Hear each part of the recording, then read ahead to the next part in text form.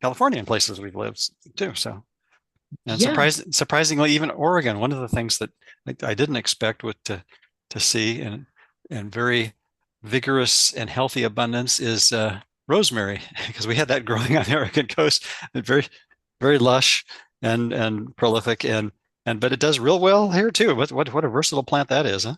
it is. It's amazing. All Yeah. those, a lot of those herbaceous plants grow really well and all over the place. So it's Yeah. really kind of fun to have that. Yeah. Yeah. So So, I'm going to need to duck out about 5 minutes early to help with the School for Course in Miracles recording this morning. But other than that, I'm here for the oh, no, duration. Yeah. awesome. Yeah. Awesome, awesome. And I know, I don't know, Joni, somebody in one of our groups has discovered the School for A Course in Miracles. So it's kind of cool that Yeah. we're out there. It's lovely. Yeah. It's all interconnected. All right. So Bruce and I are reading Absence from Felicity, the story of Helen Schuckman and her scribing of A Course in Miracles. And um, we've been, this is the whole story. So I don't know. You want to read? We can start at the top. I think at the top of the page here is where we're at. I think that's where I've got it too. Yeah. Which Yeah. is the top of, well, actually, middle of page 213 in the print version that I have in front of me. So Ken Wapnick is doing the narration as always, and he is talking about Helen. He says, however, another part of Helen's mind sincerely attempted to, quote, pay attention, unquote, and to practice the course's principles of forgiveness. Both Helen and Bill, in the early years of transmission, and even prior to it, worked on healing other relationships in their lives, trying to undo their past mistakes of judgment and separation. They experienced various levels of success, but their attempts in their own relationship did not lead to such clear-cut results. At first, Helen and Bill strove to change their misperceptions of each other and apparently had moderate success. We shall see later, however, that they could not long sustain this forgiveness, for soon after these advances, they retreated to their old patterns of recrimination, almost with a vengeance. By the time that I met them in late fall of 1972, right after the course was completed, their relationship was at an all-time low and only seemed to worsen from there. It was almost as if Helen were determined to prove that Jesus's course was ineffective at best and deleterious at worst, enabling her to feel even more justifiably bitter about her life. Well, I think there's plenty of other course students, not just the scribe, who've used uh, wisdom in whatever form it takes, including the course, as a weapon against themselves. You know, all the shoulds and all the oughts and all the recognitions that challenge the ego, then change it from maybe a green or at least amber alert. I think is probably the lowest it goes. I'll escalate it up to a red alert, and when egos goes from suspiciousness to viciousness, things seem to get worse sometimes. But it's only because we're starting to pay more attention to the insanity of the ego and see how preposterous it really is, and no one wants to recognize the preposterousness of what they made up. Yeah, yeah. And actually, as you're talking about it, I'm realizing that actually what I think it is it's always there in at that level of rage. Oh yeah, of It's course, of always there at course. that level Yes, of rage, but we exactly. have we have numbed ourselves down to the point where we're not experiencing it as thus. And right now, what's happening is we're scraping off the layers of whatever's numbing us down, and basically, getting down to the the raw meat, which is screaming in anger. So, I Hmm. mean, this sounds so dramatic, but it is dramatic. What's Yeah. happening, we don't even realize it because we're like I said, so numb to it. And Hmm. but as you become more and more attuned to, the real workings of the ego, and learning to use our mind, which this we are in the third review of the workbook lessons, and this is all about looking at what we what we've been doing with our mind, and what we how the ego uses the the mind Uh-huh. to fool ourselves. All the You know, time, huh? yeah, and so they were not didn't become more upset. They actually began to see the level at which they were already upset, and so uh, it brings up all that, the bitterness and the feelings of, this could have happened, or this should have happened, or and fears, a lot of fears, Hmm. I'm sure came up at this point for them. And so they were actually seeing them, the really fearful parts of their minds that they didn't really want to see at all. Yeah. Plus, And plus they didn't have a worldwide course community to draw on for support. They no, were it. yeah, they were it. And then here comes Ken, Yeah. falls into the mix. Like, Right, right. Ken and Judy. Yep, on cue. yes, yes, yes, Judy too. And so there, people were sent to them that were uh, what do you call it? Um, Loving to their cause, but it Sympathetic. yeah, yeah, yeah. They really sympathetic. Yeah, they really had to work it out themselves. And I don't know. I think at the end, from what I'm reading from the book about Bill, they did reconcile to a point, but I think there still was, uh, I mean, just there's as long as there's a bit of ego, um, it's going to be looking for guilt. We're looking Hmm. for differences in whatever it is. You didn't do this or you did do that. Anyway, so it's interesting though, after they've just put together this incredible treatise on forgiveness and love and uh, just a whole new way of living, that they were not in ecstasy, but actually in fear and anger, even worse than before, so it seemed. Yeah. And there really, in truth, isn't any worse. It's only our perception of it because we've made up a thought system that makes differences a big deal. But in truth, there are no differences, which is another one of those radical ideas of the course. The only difference that's meaningful is uh, whether or not we're in the ego thought system or not. or Exactly.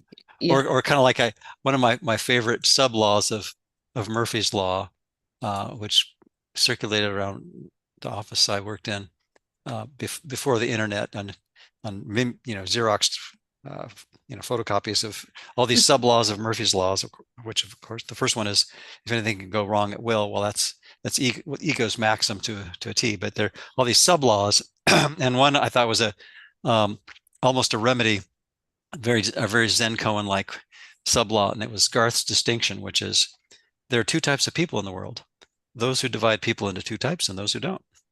And Exactly. but that's we're either in the ego's non-existent thought system, regardless of the magnitude or the degree or the volume at which we are listening to it, or we're not, or there's the peace of the Holy Spirit in a given moment, right? Exactly. And what this course is teaching us is not to look for the differences in things.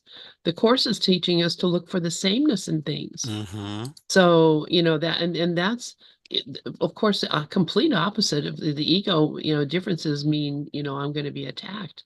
But if all we're doing is looking for the sameness in everything, Mm-hmm. then how can you be angry with someone who is in another political party, or who is another religion, or who is how can you be angry with anybody um if all you're looking for in them is what is the same as you?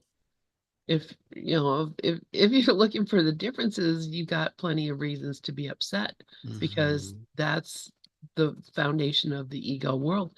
But if you're looking for sameness, then you're going to find it. And you're going to find that there's something to love in everything and everyone. And that is more, I mean, that's what the course is not telling us to look for differences. Mhm.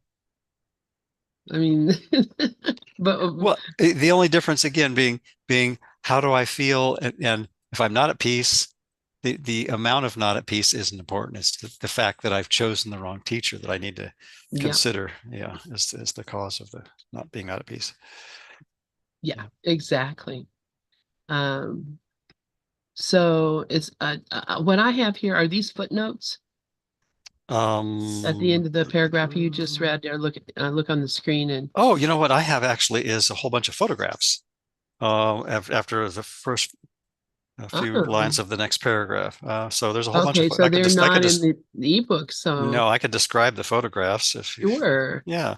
Yeah, let me do that and then we'll because this well it's the next paragraph says we shall return in later chapters to Helen and Bill's relationship. We now begin to examine the actual scribe material with the following chapter describing the early weeks of dictation.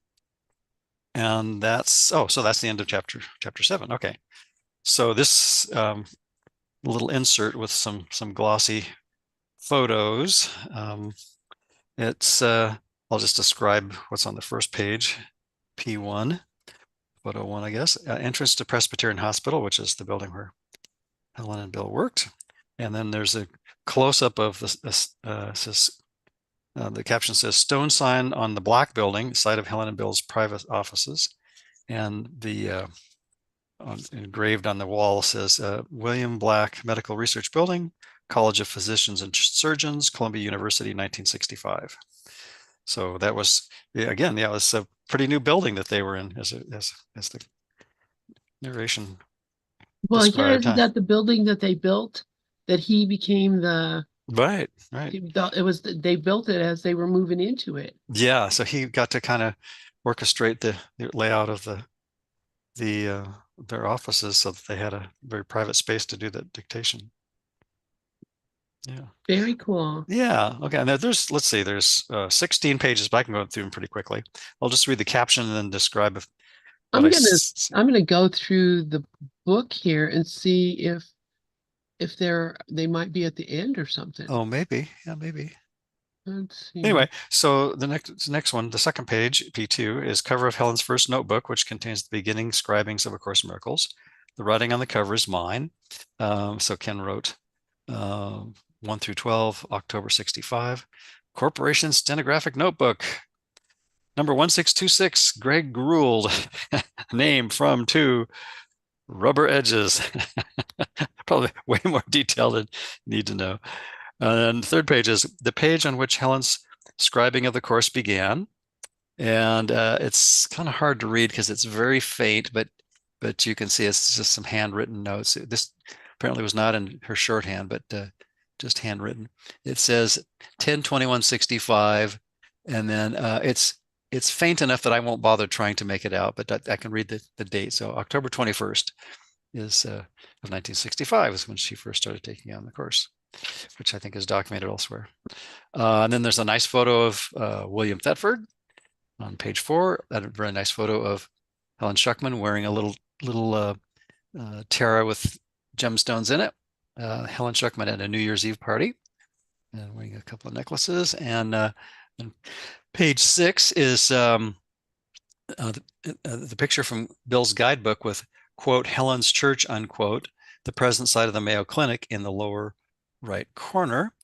So this was the Helen's when they went to the Mayo Clinic. Helen had Bill take them all around trying to find this church, and it turns out she was tuning into what had been there before the Mayo Clinic was put together. So apparently they must have taken that church down and several other things. I was at the Mayo Clinic a couple of times in the what would that have been in the I guess the late 80s, doing some electronics work there, some fiber optic transceivers. Okay, and then this is that was an aerial kind of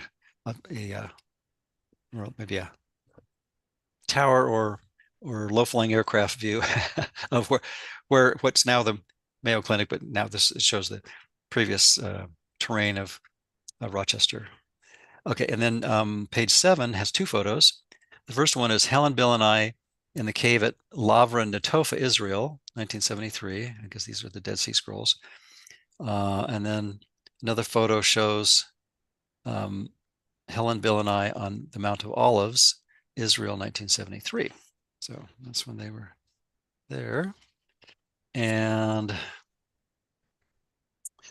on page 8, this is a landscape orientation, so I'm turning the page a little bit. One of the Qumran caves that Helen identified as the cave in her, quote, God is, unquote, vision, view towards the Dead Sea. So it's a photo looking through kind of a hole in an arch in the rock from within the cave looking out at the Dead Sea. And then on page 9, there's a scroll. It says God is scroll, which I had made to Helen's specifications. So basically it shows 2 dowels and some parchment with God is in big bold letters in the middle of the scroll, and on either side the scroll is furled up so that only the God is revealed in it. There's a story that goes with that, having to do with Helen's graduating, so to speak, from needing to meddle with the past and the future. So I see a familiar website in the Zoom window. Yeah, yes. Well, I'm looking for some of these pictures. Yeah. Oh, yeah. There's a bunch of them that are the same that are on the book here. Yeah. And these are all seem to be all Helen. Yeah. There's a lot though of She Helen and was Bill teeny tiny little lady, huh? yeah, not too big. And then page 10, we're almost through these. And then just as Helen, and then parentheses, face, quote, blemish, unquote, from light reflection in the original photograph. So, so just like a little light flare on the photo. And then here's page 11 is statue of Our Lady of Latroun, Latroun, the Abbey of Latroun, Israel. And it shows a little alcove with a Virgin Mary holding a baby holding a cross. Okay. And then let's see, page 12. It's a nice photo of Bill, Helen, Judy, and I, circa 1975, I should say. And there's next page is 2 photos, one of Louis, circa 1975. He's standing near a lake with a boat in the distance, and his left hand outstretched, and a big smile.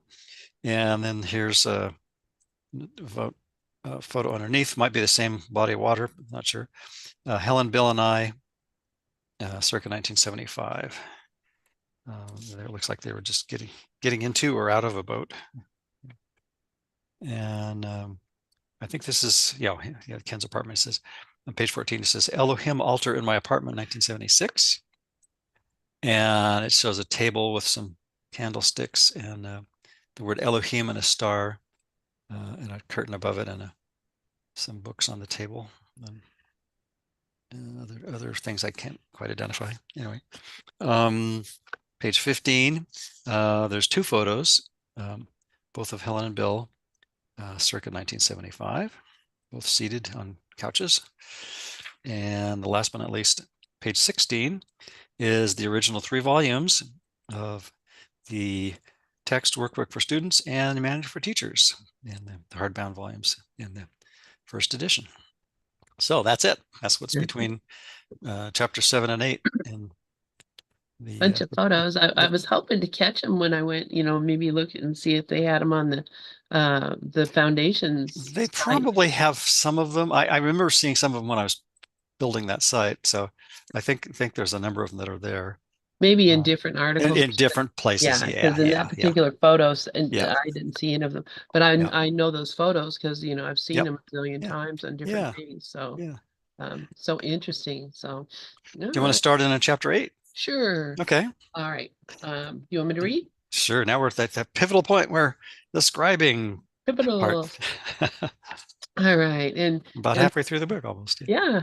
this is really cool. I'm so enjoying this. And Me you know too. what, when I went over and I was looking to see if the photos might be like an addendum or something in this ebook, I saw like some things I remember from reading the before, and I got so excited I can hardly wait to get to them. So, um, and you know, I'm really, you know, obviously really curious, like that notes on sound, but we'll get to there. So I won't talk about it. Spoiler Okay. alert here. Okay, so chapter 8, the scribing of A Course in Miracles, um, a a 1965, the early weeks, the miracle principles. All right. While Helen unfortunately was not able to leave us an altogether accurate, reliable, or complete account of her life, particularly regarding her experiences with Jesus and the scribing of A Course in Miracles, we nonetheless are fortunate that her original scribal notes are extant. These portray, as her later recollections would not, the scope of her personal relationship with Jesus, the intimate connection between this relationship and the Course, and the extent to which Jesus was attempting to be of help to her and Bill as friend and teacher. In this and the following two chapters, I present extensive excerpts from these early notes, deleted from the published course, as illustrated of this relationship. These notes, more than anything else, I feel, should set to rest the misunderstandings surrounding Helen's personal experience, not to mention her own religious stance. And I want to say at this point, there are a lot of, I mean, I have a copy of someone has published Helen's notes, you know, some portion of them, not all of them, obviously. So I have this book here that has like photocopies of the notes and some things in between. And you know, you just, for me, it's very distracting. It's very difficult to read. So I'm not digging through it, but other people have gotten them and dug through and looked through, and you know they've come up with, you know, these little scenarios, or what do they call them, cameos, their own personal spin on what they think happened during that time or happened with these certain people, and actually published a in a much edited, or I don't even know, Course in Miracles. And I noticed the other when it first came out, it was like 30 some bucks, and now it's on sale for 10. So, but a lot of people are really fascinated by looking at these notes and looking at these things that, you know, what was going on. And you know, I mean, we're so addicted to drama, and you know, trying to figure out what, you know, like I always say, you know, digging around in Helen's underwear drawer for, you know, did she write a little, you know, post-it note I mean, we'd have been, if she had post-its, we'd be in a lot of trouble. But but but this fascination that people have with what was going on with her, and you know, people are saying, you know, you know, because I read this, now I have a personal relationship with Jesus that I didn't have before. And you know, to me that's wonderful. You know, I'm grateful that anybody, anything would prompt people to have a personal relationship with Jesus. And for me, you know, A Course in Miracles is enough. I don't need to, you know, even though I did buy those notes, you know, I don't really need to be digging around and trying to figure out more. I haven't figured out what I have already. Anyway, okay. Um, all right, back to the reading. Um, As mentioned previously, the beginning chapters of the text were not dictated as they appear now in the printed course. The content certainly remains the same, but the form is markedly different from what the student of a course is accustomed to seeing. The reader is asked again to keep in mind that these early notes were given to Helen informally, interspersed with personal material designed to help her overcome her tremendous anxiety. As will be seen, as will be seen presently, for example, some obvious errors in hearing, quote unquote, hearing, led to awkward phrasing, were subsequently corrected by Jesus 1 or 2 days later. Clearly emerging from this personal material is the specific mind training that is inherent in the thought system of A Course in Miracles itself. We have already seen the beginnings of this training even prior to the start of the scribing. However, in these notes, readers will be able to see for themselves how Jesus was training Helen and Bill to think along the lines the course sets forth. Specifically, he was teaching them to recognize that the cause of all their distress did not lie in external events, situations, or with each other, but rather in the manner with which they were perceiving these circumstances and each other. Intrinsic to this training was Jesus's repeated urgings that Helen and Bill, and thus, of course, all of us, call upon him for help, for only through him would they be able to set their egos aside. As he dictated several months later, when you unite with me, you are uniting without the ego, because I have renounced the ego in myself and therefore cannot unite with yours. Our union is therefore the way to renounce the ego in you. Um, and it says yourselves in the original. But in the course it says renounce the ego in you. And that's in chapter 8, section 5. So yeah, that this whole thing being, coming up to the place where uh, they're being asked to do something that obviously hasn't been a constant in their relationship. And so uh, a lot of the deleted material, which now we see because people have gotten a hold of it and published it, just it really is, his helping them personally. And I Mm-hmm. think that's why people want that stuff, is because, they want to touch the hand that touched the hand, right? They want to feel that connection of because in the ego mind, it's only through our relationship with that person that um that we really connect with them. It's sort of like a spiritual or emotional cannibalism, like communion. It's kind of a spiritual cannibalism that you want uh to uh incorporate that. You want that to be you, become you. So my relationship with Helen is a relationship with Jesus too, because I'm related to Helen in that way, or my Mm-hmm. relationship to, whomever. I mean, that this is why people want that. If they know what Helen was thinking or what color underwear she was wearing that day, they can put themselves in there and say, I'm, it's about me. I'm Mm-hmm. here too. It's about me. That's what people want to do, is make it about them.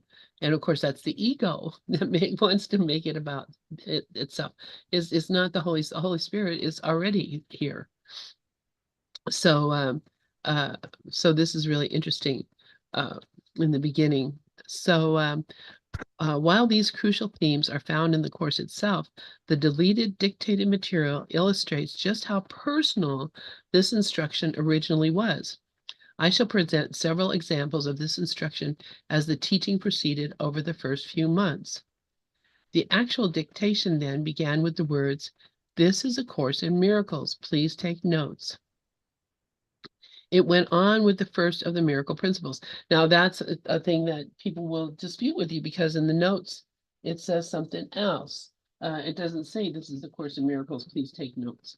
So I'll have to find it and I'll tell you what it says in the notes. But this is what has been said. Uh, and it went on with the first of the miracle principles. The published introduction, incidentally, except for the 2 sentences that come shortly, was added somewhere between Bill's original typing and Helen's first retyping. In that version, the introduction actually came in 2 parts through Helen's second retyping, although in Helen's second retyping they were combined as they are now. Helen later told me that she had complained to Jesus that the text needed a better introduction than "This is a Course in Miracles," and so Jesus obliged, although the notes for this are not extant. It is quite possible that Helen simply typed the current introduction without first taking it down in shorthand. One final comment before beginning.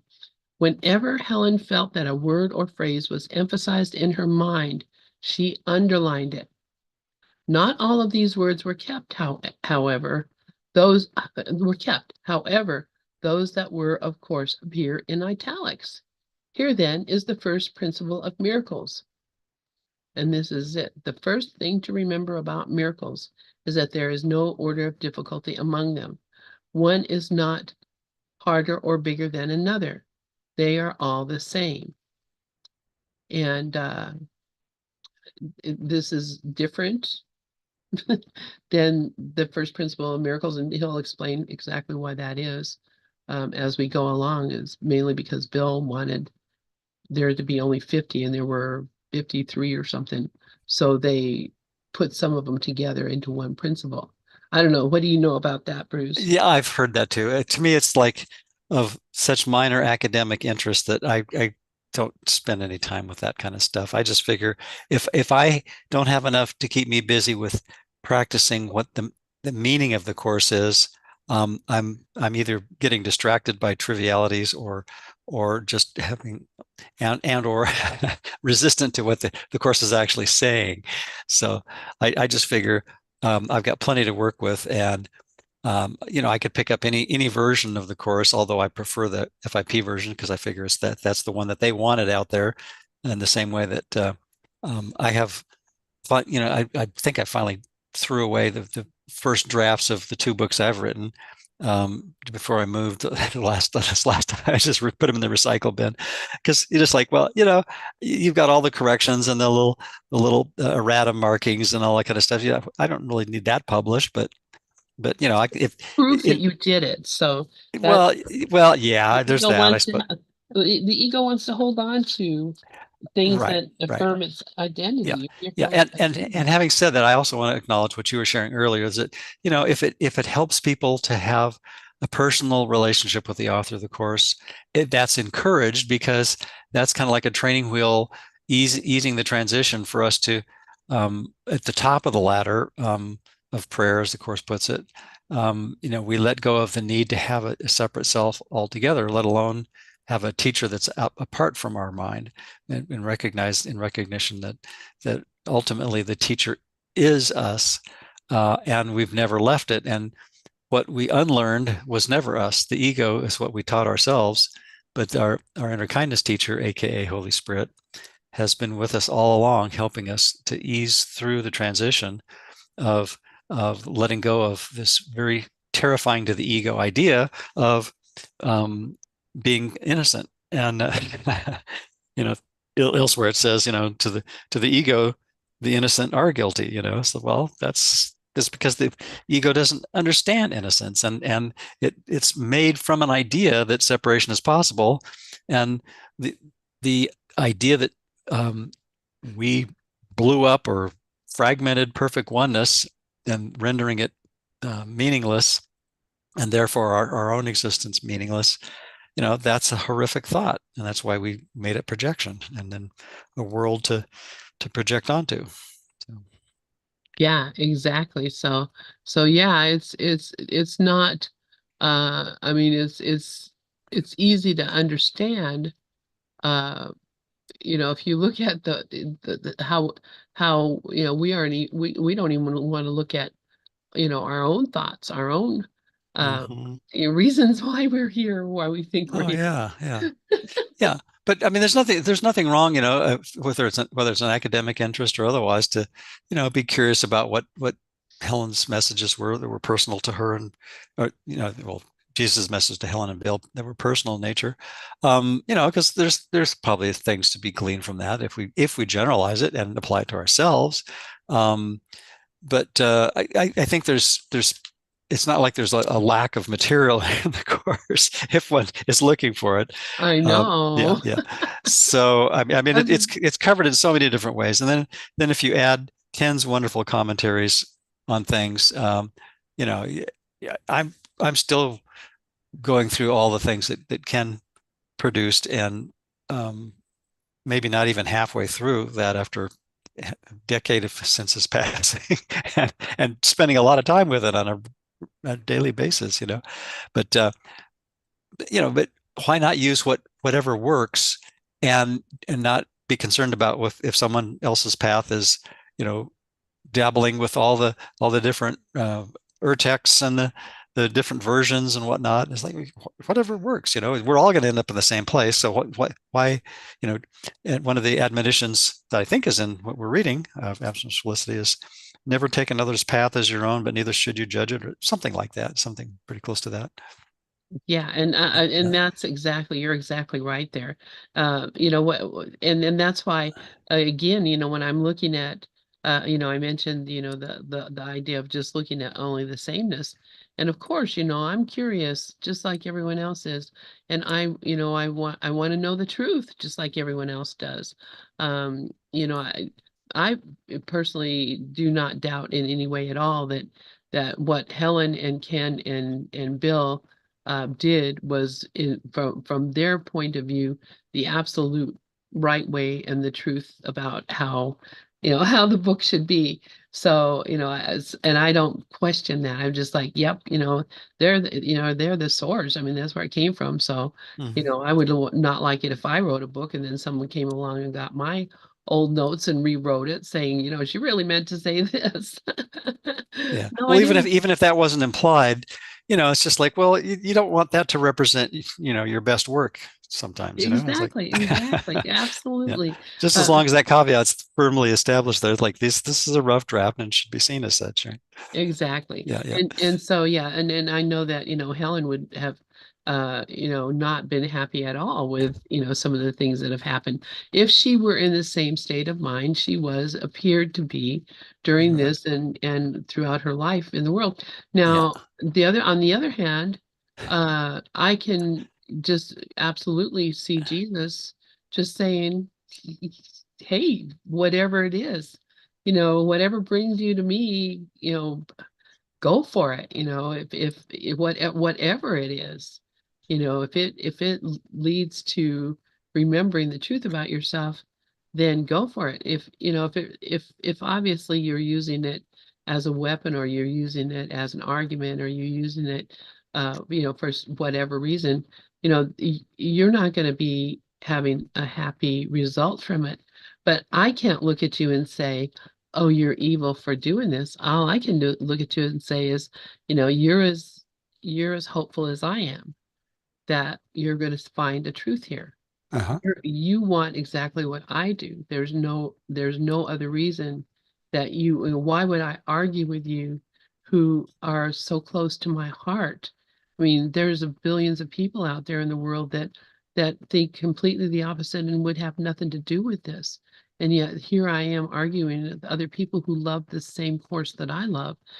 You know what I'm saying? It just and I know it's probably foreign to you. I'm sure that you don't run into a lot of people that are uh have different points of view or different ideas. I I do. think we all do in different ways, but um, I think I always have to remind myself, what is it for, including my purpose for bringing up something in a conversation. If it's for, I have to ask myself, is this furthering the ego thought system or the Holy Spirit thought system? And that's the simplicity of it, and that's why it's such a challenging course, because it is simple, and ego hates simple. Yeah, yeah. It Oh, likes absolutely. complexity and intrigue and deception and espionage. We've been watching after watching the Ken Burns wonderful documentary on Benjamin Franklin. We're now watching the Apple TV version with Michael Douglas, who doesn't look a whole lot like the images we're used to seeing of Ben Franklin, but he does a great job portraying the character. And but all the political intrigue between the United States and France and England, and spies everywhere, and it's just like, well, that's as long as there's a duality, there's going to be a we they paradigm, which is we made it up so that we could have a separate self. Without a we they paradigm, there is no separate self. And that's true of nations or individuals or anything else throughout all of what we think of as history. And so it's Yeah. just kind of fascinating to to see how fascinated we are with all the differences, all the while there's a part of our mind that says it just doesn't matter. Yes, yes, yes. And big, hopefully the bigger part of your mind starts thinking that all the time. Yeah. And and that's really what has to happen.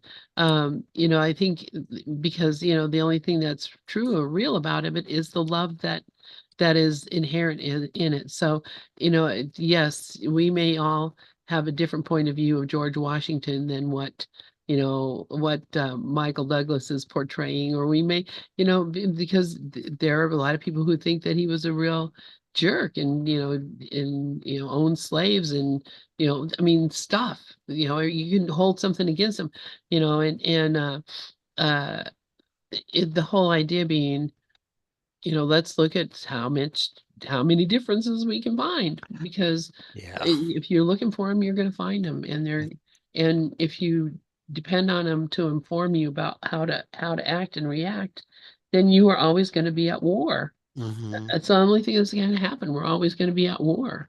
So let's see. You want to continue reading the Principles of Sure. Miracles and talking? Sure, you bet. So we left off at one, so I'll start in it on two.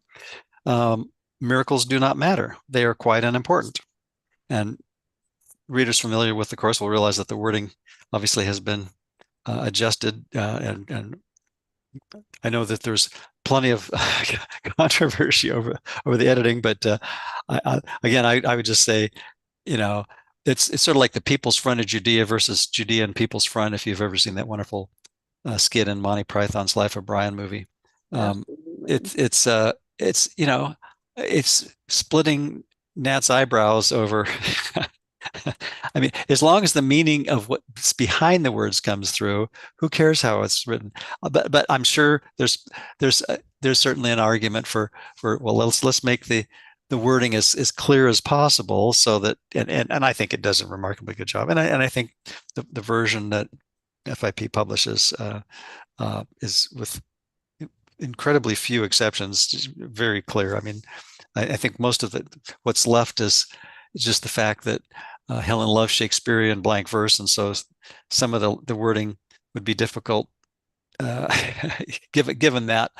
But the other positive thing of that is it does force readers to pay attention to what's being said, and so if we stumble over some of the wording, but recognize that the meaning hasn't been lost, or the content hasn't been lost, but the form requires careful attention to be paid. So, Yeah, anyway. and you know what's really funny? I was listening to, I can't remember which one. I was listening to a Ken Wapnick workshop the other day, and he was saying that a lot of times when you read words in the course and you think, well, something else would be a better word for that, recognize that the reason that she put that particular word in was because it went with the cadence of the stanza.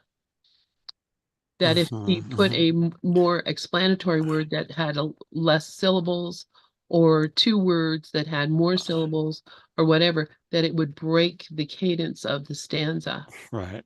And when you think about that, it's quite humorous. I'll have to go back and listen and see which was the example that he was giving of it. Yeah. But it really did The make the sense. iambic pentameter is it's not consistent throughout the course, but there's plenty of places where it stays with that 10 syllable meter pretty consistently through quite a lot of the course. Yeah. Yeah, and a lot Yeah. of the lessons, the workbook lessons Hmm. are Hmm. like boom, boom, boom, boom. And Oh yeah. Yeah. it's yeah, so it was a form thing, Hmm. not a content, which also says that the content is really the only thing that's real about it. Uh, Yeah. Yeah. the form really has no meaning when we understand the content. Yep. So Yep. okay, I'll let you continue reading. Okay. Number three. They, and in this case, miracles, occur naturally as an expression of love. The real miracle is the love that inspires them. In this sense, everything that comes from love is a miracle. And then it's got two subsections underneath that. It says, A, check back with one. This explains the lack of order. All expressions of love are maximal. and B, check back with 2. This is why the, quote, thing in itself, unquote, does not matter. Well, just like we were just talking about. It's the content, not the form. The only thing that matters is the source, and this is far beyond human evaluation. You know, it's really funny. The thing I was noticing in that first miracle principle is these words, all expressions of love are maximal. Mm-hmm. And so that check back must have been like Jesus told her, hey, back on number one, Right. an explanation of the lack of order is because all expressions of love are maximal.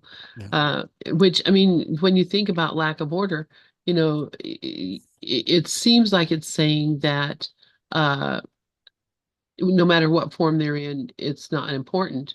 But actually, it's what it really is saying is that all expressions of love are maximal, the most that they can possibly be. So Mm-hmm. there's no order because it's all 100%. Right. Right.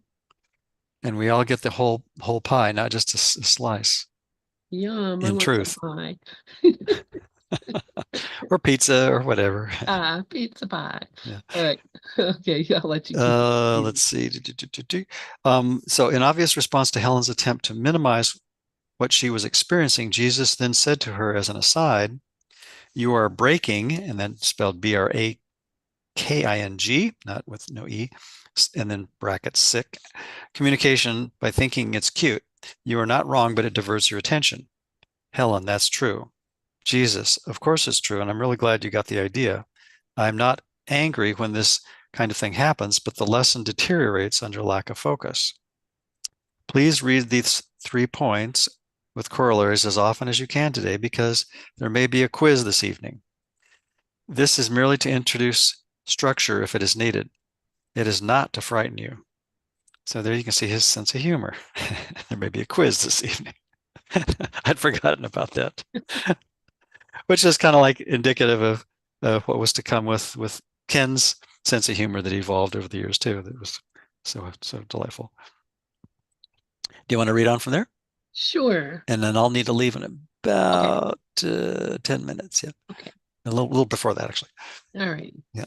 So this reference to the quiz was obviously a joke, but Jesus's emphasis on Helen's and Bill's reading the notes carefully was serious and was repeated frequently during the early part of the dictation. Helen, well, would you regard this communication in brackets as a kind of miracle, maybe? And she's talking about this, getting this. Um, and Jesus says, you better reread this now. There is nothing special or surprising about this at all.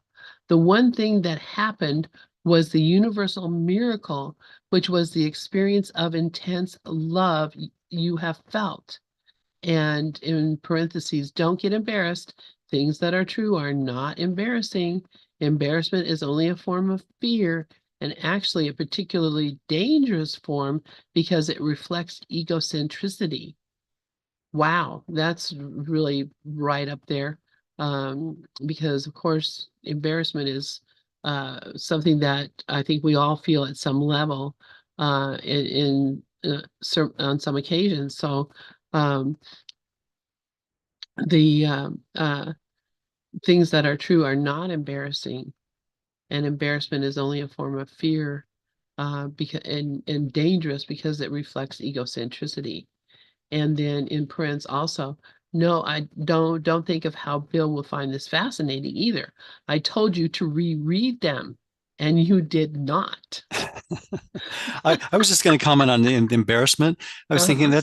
that's like a close sibling to shame, which to me is a family member right there with guilt in the same family, right? So Oh yeah. yeah, Yeah. yeah. And so yeah, so Jesus is really getting to the heart of the matter here. It's not um he's not playing around here. And he's also not letting her skirt out or us skirt out with just, skimming over and moving on. He really wants us to do this thing that he's asking us to do. Um so uh and he also, I mean, obviously he knows what she's thinking because he's right there. So, so anyway, so no, don't think of how Bill will find this fascinating either. I told you to reread them and you did not. Helen, I am now. Jesus, do not feel guilty about the fact that you are doubting this. Just reread them and their truth will come to you. I love you and I'm not afraid or embarrassed or doubtful. My strength will support you. So don't worry and leave the rest to me. Do not run to Bill to tell him. There will be time, but don't disrupt things. I'll arrange the schedule. You have a lot to do today. Get dressed or you will be late. Now, Jesus is telling her, get dressed, you're going to be late. And obviously, this paragraph was dictated the following morning. So she's just saying this is what he told her. Okay. But when you do see Bill, be sure to tell him how much he helped you through by giving you the right message. And again, Jesus, and don't bother with worrying about how you received it. That doesn't matter either. You were just afraid. Okay, and then continuing.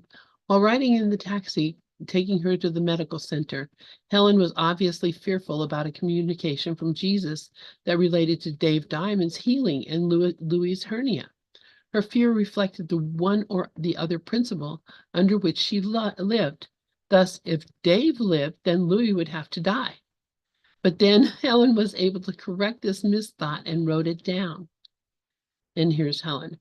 No, it's wrong to think maybe Dave will be healed with great fear here because I want to separate the next thought from Dave, who is dying in human terms, and Louis' hernia will be cured.